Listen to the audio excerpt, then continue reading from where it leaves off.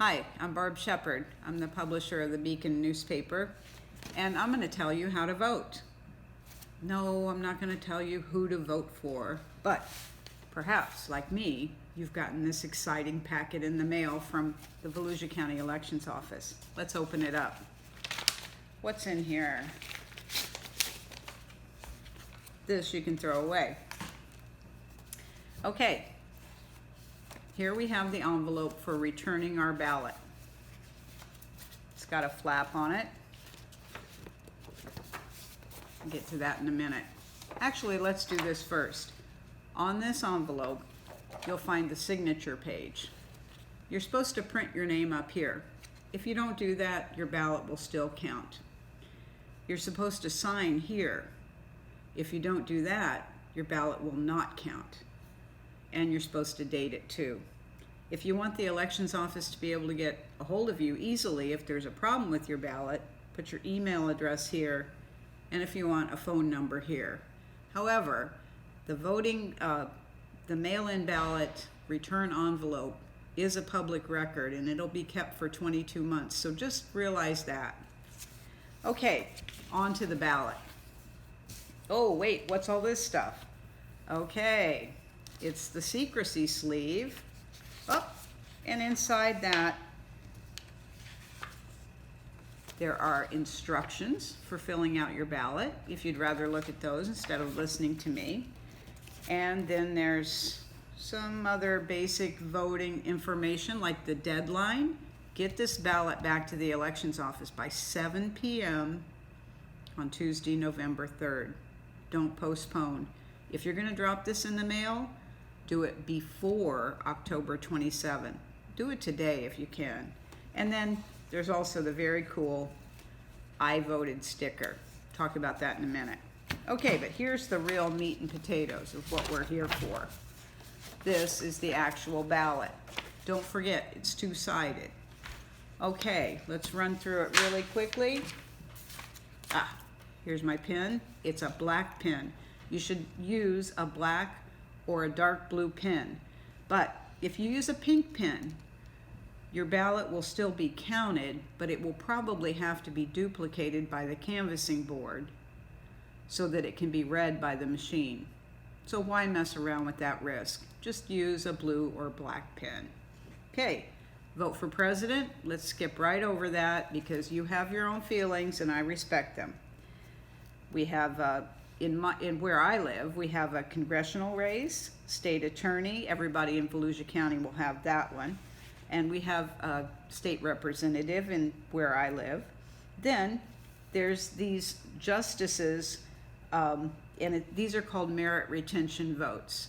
And typically, people are advised to vote yes unless they've heard something about the particular judge. That's up to you.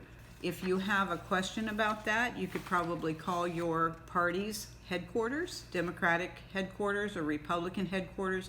They might be able to tell you if they're making a recommendation on the merit retention races. Okay, circuit judge, everybody in Volusia County will have that. County chair, everybody in Volusia County will have that race. Soil and water, the same. And there's two soil and water races. West Volusia Hospital Authority, only people in West Volusia, that's us, DeLand, Deltona, DeBary, Pearson, DeLeon Springs, West Volusia Hospital Authority, two races there. Okay, then the constitutional amendments. If you're interested in what the League of Women Voters recommends on the constitutional amendments, they recommend no on all of them except for number 2, which would raise the minimum wage over time. Make up your own mind on all those.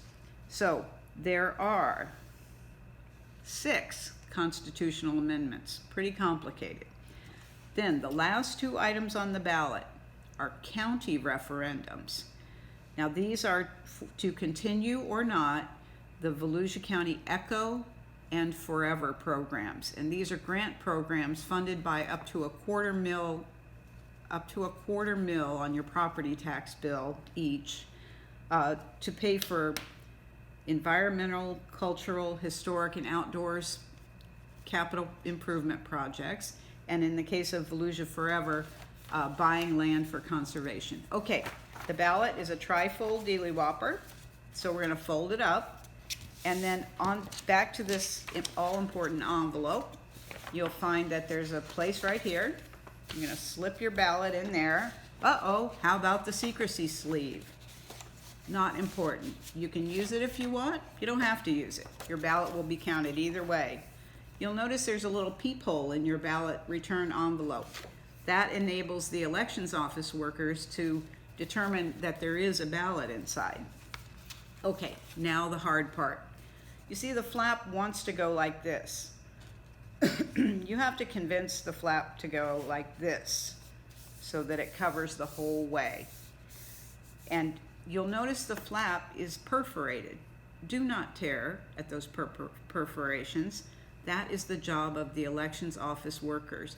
When your ballot gets there, they will tear the middle part out so that they can see your signature and your mailing label that identifies whose ballot this is in case they can't read your signature. So don't tear that. But now what? How do we get it to stick? Yes, that's been a big problem this year for a lot of people. You'll notice two very thin strips of shiny glue. And I'm gonna go with Volusia County Election Supervisor's Lisa Lewis's recommendation. Moisten a paper towel with some water, because the glue has to be moistened to work. Now the trick here is not to smear your signature or dampen your ballot. Let's just moisten the glue and see how this goes. Okay, one glue strip moistened. Maybe a little more water. Second glue strip moistened. Yeah, it feels pretty sticky now. Okay, we're gonna put the flap over all the way, seal it down good.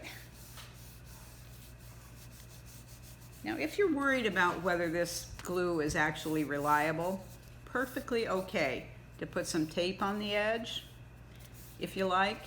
But remember, when this gets to the elections office workers are gonna tear that middle part out, reveal your signature, log it in on the computer that you voted by mail, so in case you show up at the precinct, they don't let you vote again.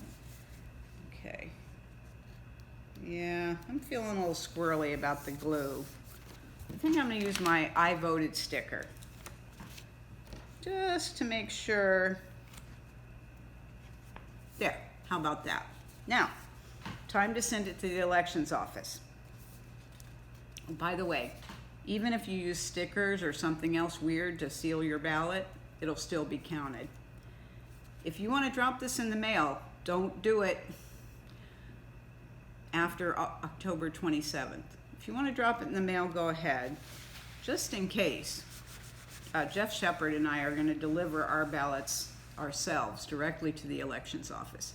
But if you do drop it in the mail, no stamp is needed. The elections office pays the postage. Happy voting, and thank you for caring about democracy.